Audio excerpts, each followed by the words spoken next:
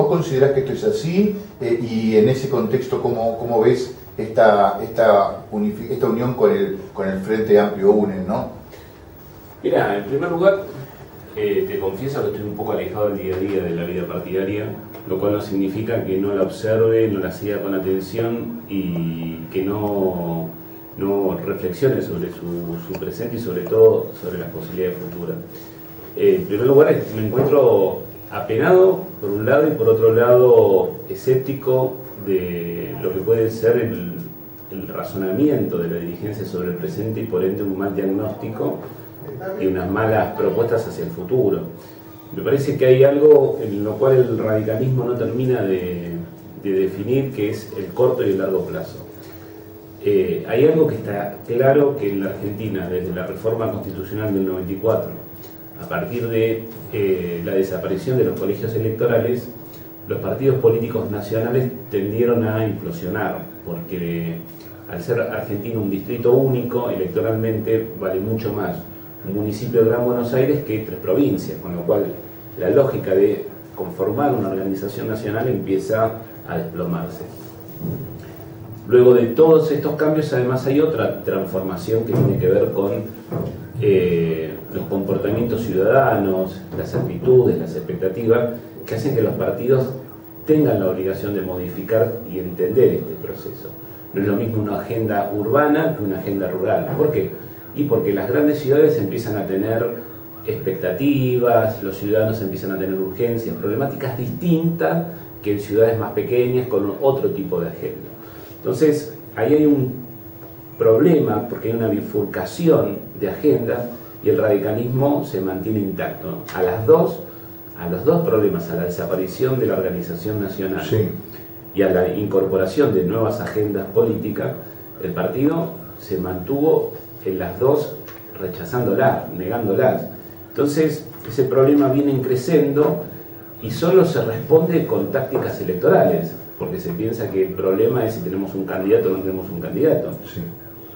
Y no se empieza a analizar que el radicalismo empezó a ser barrido de los grandes centros urbanos por distintas opciones que se ofrecieron como partidos políticos modernizantes, como fue el caso del FREPASO en la década del 90 y como es el caso del PRO en los últimos años, porque trabajan con una idea, una agenda que tiene que ver con situaciones urbanas, en sectores sociales medios, que es claramente el sector electoral al cual podría ir a buscar su poderío el radicalismo. Y frente a esto hace una respuesta estúpida, que es pensar que esto es un problema ideológico. Cuando vos tenés 30 años de democracia estable, vos no podés apelar a discursos. El ciudadano dice, bueno, jefe, está bien todo eso que usted dice, pero ¿y la vereda? ¿Cómo se soluciona este problema? El transporte, ¿cómo se soluciona? Y ahí el radicalismo saca la guitarra. Entonces, todo lo que pueda suceder a partir de eso son todas tácticas de corto plazo que son erróneas. Nosotros vamos con una posición en el 2007 con Roberto Lavagna, yo fui candidato a intendente, en lo cual entendía que era como un sentido histórico. Nosotros veíamos bien el proceso de transformación económica post-2002, sí. Creíamos en la sustitución de importación, en un dólar caro, en volver a tener recursos para el Estado, y Roberto Lavagna sintetizaba eso. Hacemos una alianza con estos sectores sociales en la Argentina, después cometió un error Lavagna, pero giramos, pegamos un volantazo y volvemos en el 2009 a la construcción de un discurso, diría, pseudo progresista o que con esta idea del republicanismo de centro izquierda que a algunos les encanta para besarse a sí mismos, pero que no tiene anclaje social en Argentina. Y después en el 2011 pegamos otro volantazo y hacemos una cosa rarísima, donde se reparten los cargos entre 4 o 5 familias del radicalismo y hacen un arreglo de Narváez. Después, en el 2013, que era el año donde la sociedad estaba demandando poner un límite a los intentos reeleccionistas del cristianismo, a la idea de perpetuidad en el poder, la sociedad estaba diciendo, bueno, flaco, déjense de pelear y pongan un límite. Y la dirigencia del partido tomó una decisión, que era nuevamente mirarse el ombligo, y apareció un emergente. En la provincia de Buenos Aires fue Sergio Massa, que se ofreció como el límite a ese proyecto político que era de continuidad. Y lo barrieron, y lo volvieron a poner un las elecciones del año que viene, yo creo que todavía no está claro cuál es el destino. Yo lo que veo es que el documento el otro día en San Fernando es engañoso. Conociendo un poco el paño, lo único que hizo la dirigencia del partido es patear la pelota hacia adelante, ganar un poco de tiempo y no decir claramente a qué se está jugando. Entonces disfrazan como que hay una unidad partidaria. Es decir, más tiempo para negociar. Más tiempo para clarificar y para ver cuántos son los que van juntos a un destino. Pero yo lo que veo es que hay una fuerte fragmentación, porque no existe, es imposible que se pueda conformar un proyecto político que tenga, por un lado, territorialidad con cualquiera, pero nacionalmente por acá. ¿Cómo explicarse eso? Eso es inconcebible, eso es, salvo que digamos, miren, a nosotros lo único que nos interesa es ganar los territorios, y está bien, y eso es una estrategia política. ¿Por qué? Porque desde ahí pensaremos y construiremos una opción. Yo por lo menos me identifico con eso. Ahora, ¿cómo interpreto? Se abren muchas preguntas para hacerte, pero me imagino un Faunen que le dice a sus militantes: bueno, ustedes arreglen en las provincias, que nosotros arreglamos a nivel nacional, y después un día terminan arreglando con el partido A, y resulta que a nivel provincial varios o todos terminaron arreglando con el partido B. ¿Cómo termina eso? ¿Explota? Explota, pero sobre todo lo más difícil, Alfredo, es que la sociedad no te ve como una opción creíble. Porque ¿cuál es el juego? ¿A qué están jugando, señores? A ver, hay una cuestión que es fobia al poder o placer o entender el poder. Yo creo que hay gente que tiene fobia al poder, está muy cómoda opinando, entonces dejamos que los problemas... que gestione otro. Y yo me quedo enfrente y critico, digo, de última es un buen laburo, te pagan el sueldo como diputado o senador, opinás de lo que pasa en el país, qué sé yo, pero vos no tenés la obligación de gestionar, de estar el día a día, claro. Exactamente. Ahora, esto es como en el deporte, si vos no haces gimnasia, si vos no te preparás, los músculos van perdiendo tonicidad, claro. Fibra, claro, entonces te mal acostumbras. Y nosotros yo creo que nos hemos tomado la mala costumbre de estar lejos del poder. Y un partido político que no disputa el poder, que no tiene aspiración del poder, no es cualquier cosa. Ahora, ¿no será que no se ponen de acuerdo en quién es el número uno? Porque en realidad el problema no sea tanto ideológico, sino quién va a ser el cacique, porque son todos caciques. Te puedo asegurar que no es. Porque con la misma convicción con la cual defenestraron en un momento a determinadas figuras, con esa misma convicción fueron a coordinar y a arreglar con otros un tiempo después. Y no voy a dar nombres, pero la verdad, si uno ve todo este recorrido, se da cuenta que fueron para acá, fueron para allá, cambiaron 5 veces. De golpe había que hacer el acuerdo progresista de centro-izquierda con la pureza ideológica, y los mismos tipos que estaban levantando eso después dijeron, bueno, en realidad no es tan malo fulano, no es tan malo mengano, porque yo creo que hablar de nombres, poner límites a los nombres, es una estupidez. Yo creo que a esta altura del partido, te insisto, más de 30 años de democracia estable, vos lo que tenés que buscar son 4 o 5 criterios, es decir, vamos para allá, y cortar con este verso de que el no peronismo en la Argentina tiene que juntarse para parar al peronismo. Lo que tiene que hacer el no peronismo es disputarle al peronismo territorios donde duele. Es muy fácil hablar en Capital Federal de cómo es la Argentina, pero nadie va a cambiar la realidad en un barrio en Merlo o en José Cepar, donde hay un patrón que dice quién entra y quién no entra. Y que se destine tiempo, y que además tengan disposición de estar con la gente que necesita, que camina todos los días frente a tierra, 10 cuadras de tierra, barro, para llegar a un colectivo. Que haya una dirigencia que esté dispuesto a eso.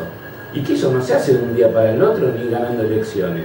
Y eso claramente es el mayor déficit y la mayor derrota cultural que tiene el no peronismo y en particular el radicalismo. Y a militantes políticos que le hemos puesto la vida, la energía a causas que salían de la agenda partidaria, estos tipos te mataban, te destruían por la lógica de la interna. Entonces, la verdad, con ese esquema mucho destino no hay. Yo creo que no significa que no haya futuro, lo hay. Claramente no con las categorías que ellos plantean, no con los intereses de corto plazo que ellos plantean, porque yo los veo hablar todos los días a cualquiera de los dirigentes del partido, y cuando van a los medios hablan, bueno, tenemos tanto porcentaje de votos, hay un país ideológico así. Flaco, decime cómo vamos a solucionar el problema de la concentración habitacional en un espacio muy chiquito del país. Hablemos de tema y capaz nos daremos cuenta que hay con gente que es de otro partido, que estamos de acuerdo. Y lo que nos interesa es cambiar esa realidad. Y eso es liderar, y eso es creer en algo. Lo otro es puro verso, puro chamullo de gente que quiere jugar a que hace política, porque en el fondo yo creo que hacen eso. Juegan a que hacen política. Se reúnen, hablan, hacen grandes discursos, juegan a que hacen política. Alguien muy cercano a mí dice, los políticos hacen como que dicen la verdad y la gente hace como que les creen. Entonces los políticos siguen diciendo cualquier cosa y siguen sin ser votados. No es precisamente él, pero siguen sin ser votados. Y la realidad parece que no los amilana y no los hace pensar realmente en cómo debieran ser y no cómo son concretamente, ¿no? El problema pasa por ahí. Mirá, pongámoslo blanco sobre negro. La ciudad de Buenos Aires tuvo una administración de casi una década de sectores que se autodefinen progresistas. Sí. Lleva 8 años de lo que llamaríamos la centro-derecha moderna de la Argentina. Los progresistas que administraron la ciudad de Buenos Aires no tuvieron jamás en su agenda el espacio público y sobre todo el transporte público. La centro-derecha, los malos de todo este juego, se pusieron a estudiar un problema, que es que la gente todos los días tiene que ir a trabajar, y para trabajar tiene que ir o en un transporte público o utilizar un espacio público. Mirá qué cosa de sentido común. Y trabajar y buscar una solución. Ahora, hablando de categorías, si no, estos son enemigos, son mi límite, se pierden de vista que el Metrobús, que la política que utilizó la ciudad de Buenos Aires es un modelo en el cual, cuanto menos, hay que ponerse a conversar y reconocer, a estos señores se tomaron el trabajo, ven un problema y buscar una solución. Entonces, a mí no me importa a esta altura del partido desde dónde lo dicen. Yo lo que quiero trabajar es en soluciones, porque la calidad de vida en las grandes ciudades es una porquería. Vos perdés tiempo en ir al trabajo, tenés mal humor, vos ves que hay problemas que son increíbles que tengamos, como sociedad y como país. Yo que hago política, quiero trabajar para cambiar esos problemas. Ahora, si yo estoy pensando todo el día con quién me junto, con quién no me junto, y no estoy pensando en el problema, claramente el elector que está mirando y observando va a decir, bueno, ustedes sigan discutiendo en el café, ¿dónde está el que busca soluciones? Listo. Y yo sinceramente, entre la declamación y la acción, yo por lo menos me quedo en la acción. Y eso es lo que elijo como militante político. ¿Me duele? Y sí, me duele, porque quisiera hacerlo desde un colectivo nacional como es el que pertenecí toda mi vida. Pero creo que hoy es realmente perder el tiempo, es hablar de la pared. Hay gente que está haciendo un análisis de lo que está pasando en la Argentina, que es de un frasco de mayonesa. El otro día yo hablaba con amigos míos que están muy cerca del presidente del partido y del candidato a presidente Julio Cobo. ¿Qué evaluación hacían de lo de San Fernando? Y cada uno hacía una evaluación de cómo le ganaba la interna al otro. Entonces, nadie estaba evaluando que iba a venir el desastre con la señora Carrió, que iba a venir todo eso que pasaba. Sí, eso te iban a preguntar, ¿no? Porque ahora lo que decís, digamos, pasó algo y después salió una persona que es una persona muy carismática en el país, que mal o bien concentra la atención de los medios, como es la doctora Elisa Carrió, y se despachó con un montón de situaciones que lindan con el delito, ¿no? Básicamente involucrando a políticos nuestros con el delito, con un tema que, bueno, hoy está en todos los monitores, como es el narcotráfico. Déjalo tomar mientras toma el mate. Lucía de San Isidro dice, el radicalismo necesita mejores líderes, porque es un movimiento lleno de gente apasionada por el bien común, pero de políticos que solo piensan en ellos. Este es Lucía de San Isidro. Mario de Martínez dice, adhiero al concejal, ayudar a la gente desfavorecida no es peronismo, es humanismo. Así que son dos declaraciones, dos planteos de vecinos que se comunican al 4793-7471 o 6009-0250. La cosa pasa por ahí, la gente, por eso digo, la gente hace como que les cree, pero después vota al que realmente cree, o que cree que puede modificar su situación, la de todos los días, ¿no? Independientemente de lo ideológico. Mira, el componente del voto siempre es un combinado de cosas. Ahí hay emoción y también hay racionalidad. Hay muchas cosas que hacen al voto. Está el pasado, está el presente, está el futuro. Está el bolsillo. Hubo mucha gente en la época, nunca me voy a olvidar, en la época del turco, El voto que cuota. había alguien, el voto cuota, el voto electrodoméstico, y mucha gente que decía, a mí me fue bien, en un sálvese quien pueda, que fue inducido por el mismo peronismo de ese entonces, ¿no? Bueno, pero eso sucede siempre cuando hay estabilidad democrática, porque ya no votás por la camiseta o el sentimiento de un partido, sino por tu bienestar individual o familiar, digamos. Eso es lógico, pasa en Argentina, pasó en España. Aznar tuvo la capacidad de absorber el enojo hacia ni más ni menos que Felipe González, que era como el dios de la política española, ganar las elecciones y trabajar después sobre el bolsillo de los españoles, creando una burbuja financiera que terminó en una explosión que hasta el día de hoy los españoles la pagan. Sí. Pero tiene lógica eso. El problema es nosotros lo que hacemos políticamente es hablar, explicar. A ver, ¿qué puedo criticarle yo al kirchnerismo? Te lo he dicho siempre. El kirchnerismo quema el presente. O sea, toda la plata que nosotros vimos durante una década no vino en mejor infraestructura de trenes. No es que nosotros tenemos un sistema que la estructura de fines del siglo XIX de trenes se modificó. Nosotros nos vivimos una transformación urbana que permitió que esta concentración de gente en el puerto que tenemos, 38% de los argentinos en el 1% del territorio, se haya modificado. Por el contrario, el kirchnerismo subsidió los grandes centros urbanos. La luz te la subsidiaba en el Gran Buenos Aires, en Capital Federal, pero no en Corriente. Te estaba invitando a venir a vivir a la gran ciudad. Los planes sociales mayoritariamente los tenías en las grandes ciudades. Entonces, hay como una lógica de concentración urbana que trae problemas. ¿Por qué decís el kirchnerismo quemó el presente? Porque me parece que... Porque cuando veo, por ejemplo, vemos a Randazzo que está haciendo una modificación, algunos lo pueden cuestionar de buena, regular, mala, está haciendo una modificación, por ejemplo, del tema ferrocarriles. Porque yo intento ver las cosas de lo general a lo particular, de lo macro a lo micro. A ver.